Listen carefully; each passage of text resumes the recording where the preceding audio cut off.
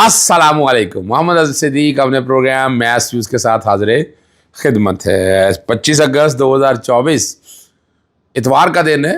चीज़ें बहुत सी आगे जा रही हैं, आइनी तरमीम, बहुत सी बातें हो रही हैं और लेकिन जो नामनुमा अफराद अगवा कर रहे थे या लोग घरों से उठाए जा रहे थे, दफ्तरों से उठाए रहे थे और घर पहुंचना शुरू हो गए।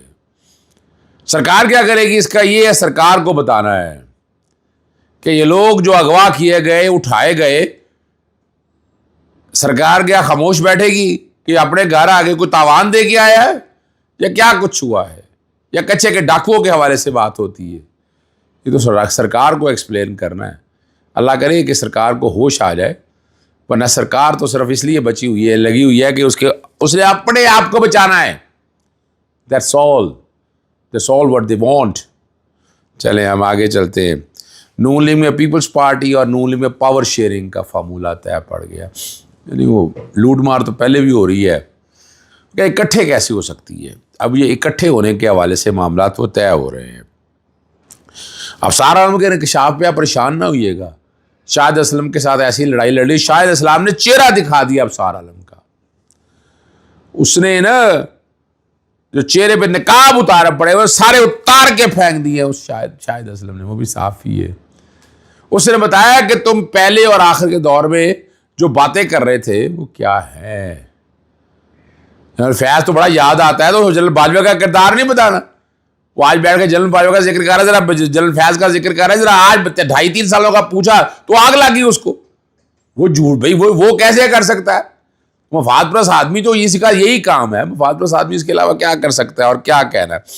हाईकोर्ट के जजेस की जो ट्रांसफ़र है ना, रजामंदी के बगैर करने के लिए आइनी तरमीम जो है वो सोची जा रही है। अब वो बहल भूल गए हैं, वो बेवकूफ़ बता रहे हैं, बड़ी कनबी कहानी बता रहे हैं कि जनाब वो भाई हाई कोर्ट का चीफ जस्टिस के तौर पर बात हुई। वो तो जब ट्रांसफ़र और पोस्टिंग हुई ना, आज तक जितनी भी हैं एक जज से, जो मिसालें मौजूद हैं वो मिसालें मैं आपके साथ रख के एक मैं डिस्कस भी कर दूंगा, आपको वहीं भी बता दूंगा। फ़ौजी अदालतों में सिविलियन के ट्रायल का मामला जो है और आइनी तरमीम जो है वो उसके हवाले से जो बड़ी अजीबो गरीब सी बातें हो रही हैं मुश्तरका इजलास के हवाले से, वो बड़ी एक अजीबो गरीब सी बात है। और नजम सेठी जैसे बड़ी लोग कानूनी आराइनी बातें करते हैं, पहले ज़रा इस पर ही बात हो जाती है। मैंने इस पर बाकायदा एक ट्वीट किया है। चले मैं वो ट्वीट ज़्यादा बेहतर है वो आपके सामने रख देता हूँ। आइनी तरमीम के हवाले से है और बड़ा क्लैरिटी। ये 239 है, बैकग्राउंड पे 239 अगर टाइम मिला तो वो चला देगी टीम, जो प्रोग्राम पहले ही लेट हो चुका हुआ है, डिपेंड करता है, लेकिन वो चला देगा। 239 है क्या? 239 आइन में तरमीम के हवाले से ना जो तरीका बताता है, आइनी, ये कॉन्स्टिट्यूशनल अमेंडमेंट की बात हो रही है, आइनी तरमीम की, ठीक है ना जी। और ये सिर्फ उस कॉन्टेक्स्ट में, ये इस कॉन्टेक्स्ट में बिल्कुल नहीं। और ये भी मुझे इसलिए बात करनी पड़ी कि यहाँ अजीबोगरीब सी बातें हैं। कुछ लोग अपने तहीं बैठ के आइन को अपनी मर्ज़ी से तोड़ना मरोड़ना चाहते थे, तो उसको कैसे करना है। अब इसके लिए ये पूरा लंबा है ज़रा, लेकिन चले मैं कोशिश करूँगा कि मैं मेरी टीम जो है ना ये पूरा आपके सामने चला दे और आप समझ सकें। देखिए जी, याद जो रखना है, आपने जो समझना है, सबसे पहली बात जो है 2/3 अक्सरियत का मतलब समझिएगा। ये मौजूद का नहीं है, ये कॉन्सेप्ट जहन से लगा दें। 2/3 अक्सरियत मीन जो आइन में, यानी 342 सीटें हैं तो 342। वो कुछ कह रहे हैं जनाब के ये अपना जी 200 अपना 336 की बात की जा रही है। इलेक्शन कमीशन कह रहा है। इलेक्शन कमीशन कौन होता है कहने वाला? इलेक्शन कमीशन ने 6 सीटें अगर इलेक्शन नहीं कराए या नहीं हुए तो ये कम, ये तो नहीं है कि आइन की उस लिमिट को कम कर देंगे। 342 का अगर 2/3 करे तो 228 बनता है। तो 228 का ना, 228 तो है नहीं इनके पास, गालबन 12 वोट कम है, 12 वोट कम है। और सेनेट के कम अज़ कम उनका 100 है, और अगर उसको 2/3 करें तो 67 बनते हैं। अब ये मुश्तरका नहीं होना, मुश्तरका में वो और लेके आना चाहते हैं, वो अपनी टोटल स्ट्रेंथ शो करना चाहते हैं कि उनके पास कितनी बड़ी स्ट्रेंथ है, वो स्ट्रेंथ को लेकर चलना चाहते हैं। तो ये ये आपके सामने वजाहत मैंने रख दी है। और इसमें और वहाँ उनके पास गालिबन 8 के करीब कम है। तो अगर वो 8 के करीब कम है और फिर KPK में सेनेटर कोई नहीं है इस वक्त, तो ये कैसे तरमीम हो जाएगी? सवाल ही पैदा नहीं होता। अगर करेंगे ये चैलेंज होगा। और अब इसमें सबसे पहले इस पर एतराज़ उठेगा, इस पर एक रूलिंग आएगी। उस रूलिंग को वोट ऑफ नो कॉन्फिडेंस की रूलिंग के बाद बड़ी वजाहत के साथ ये बात सामने आ गई। तो इस पर बड़ा क्लैरिटी है 239 के हवाले से। इसमें कोई दूसरी दो राय है नहीं है, दूसरी दो राय इसमें बिल्कुल कोई नहीं है। और वो समझनी चाहिए आप लोगों को, ताकि आप चीज़ों को समझ सकें। अच्छा, एक बात और मैं आपके सामने रख दूँ। इसी कॉन्स्टिट्यूशनल पैकेज के अंदर एक बात की जा रही है कि जनाब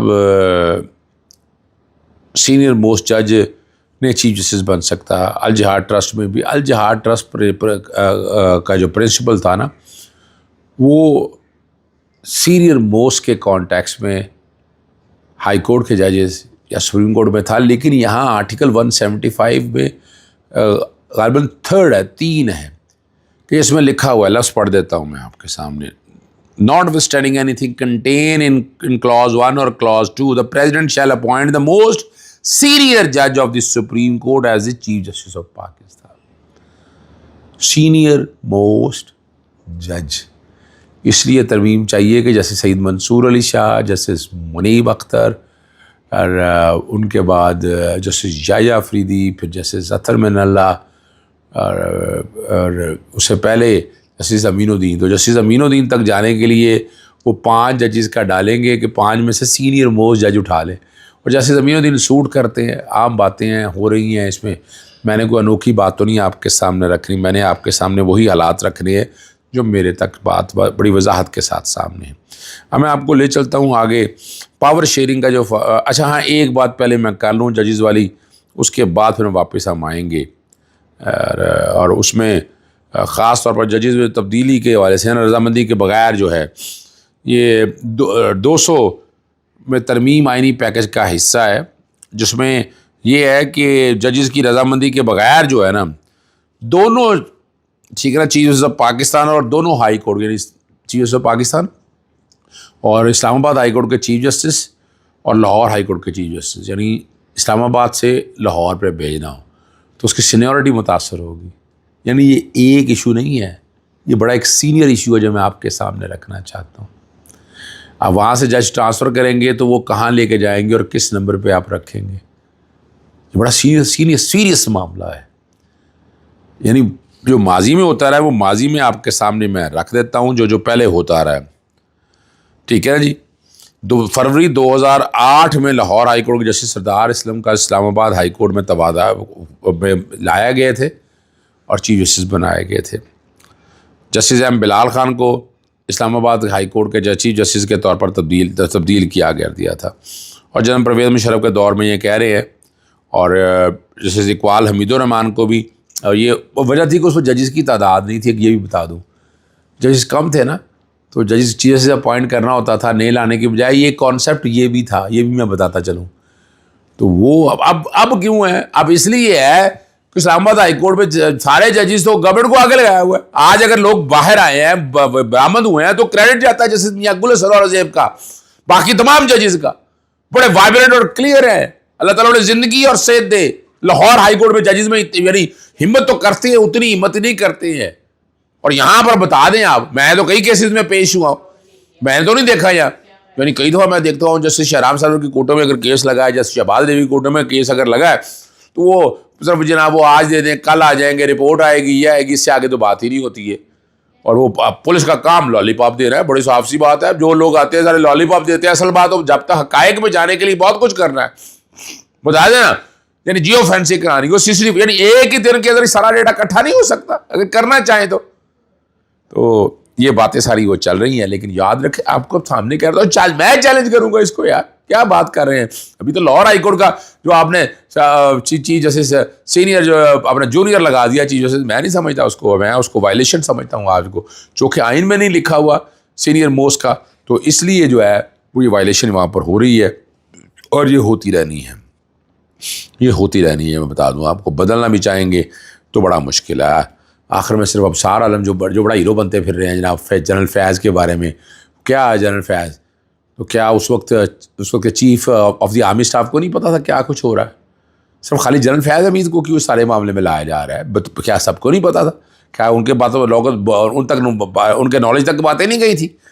अगर वो किसी एक का अगर इस तरह करना है तो आज के फिर 2.5 सालों का हिसाब भी होना चाहिए, वो भी पता चलेगा आप लोगों को। मैं कुछ जनरल फैज़ की उम्मीद है, हालांकि सबसे ज़्यादा नुकसान मुझे भी बड़ा नुकसान पहुंचाया जनरल फैज़ हमीद ने, लेकिन मैं बताऊंगा किसी दिन आपको, तो मुझे उनसे क्या आता है चीज़ों का लेना। मैं तो सच कहना है और सच मैं बोलता रहूँगा। इजाज़त चाहता हूँ। अस्सलाम वालेकुम, अल्लाह हाफ़िज़। पाकिस्तान जिंदाबाद।